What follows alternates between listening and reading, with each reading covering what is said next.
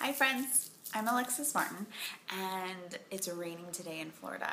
So I thought that I would take this opportunity to do a little slipping and sliding on the wood floor in my house and give you guys a few pointers on how to press into a handstand.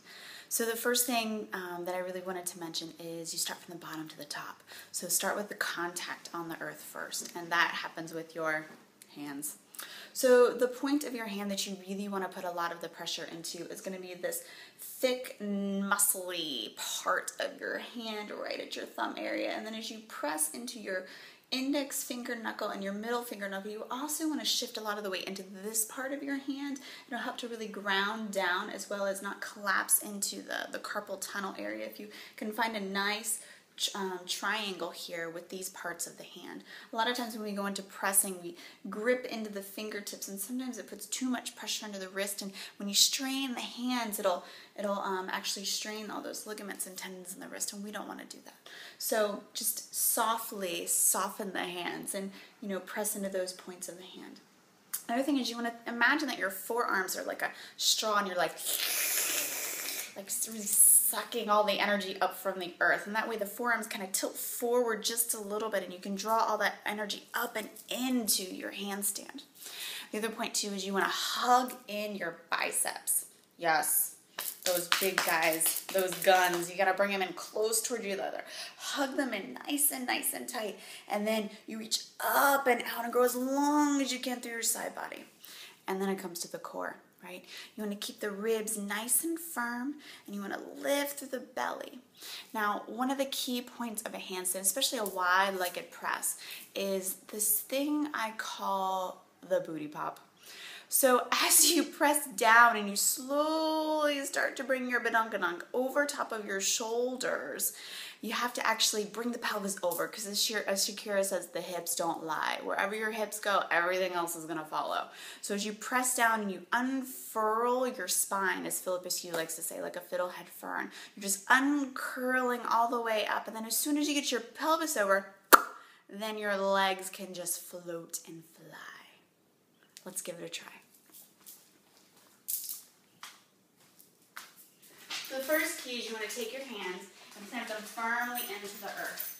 And as you plant the hands firmly into the earth, you want to press into that fatty knuckle part that we talked about. You're going to squeeze and hug in the forearms. So squeezing and hugging in the forearms, and as well as lifting the forearms forward. It's this sensation, sending the forearms forward to lift so you're not collapsing into that carpal tunnel. And then as you squeeze everything in nice and tight, the stance that you want to take for your wide-legged press is you don't want to be too far back, because as you shift forward, it's harder to get the butt over. So what you want to do is step forward enough, like even if you don't have open hamstrings, you can still do this with a bent leg. It's still going to work. But if you can, try to straighten your legs as much as possible, because it's a straight line of energy and it's going to be much easier to press with that. So as you press down into that fatty part of the wrist knuckle, and you squeeze and you soften the fingers, even though you're lengthening them forward, you start to pull the chest forward and just play with what it's like to shift backwards and forwards, coming onto the tippy toes. And as you come all the way onto the tippy toes, the sensation that you're going to feel is this sucking action in through your belly, as if someone just sucker punched you right into that space, and you round your lower lumbar as much as possible, even though you're growing your chest forward to create the length in the spine. This is that unfurling and that undulating that I was talking about. So you root down through the palms, you press down into them and draw the energy up. Don't forget the sucking action. And then pull the chest forward, hug the biceps in, just squeeze them in as tight as you can towards each other.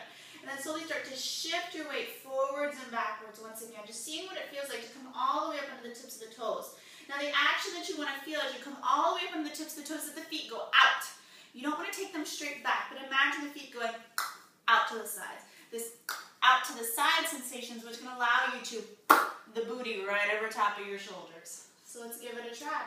You shift all the way forward, lengthen, push down and squeeze in, firm, and then the booty comes over, the legs go out. And then you find your balance right in the middle.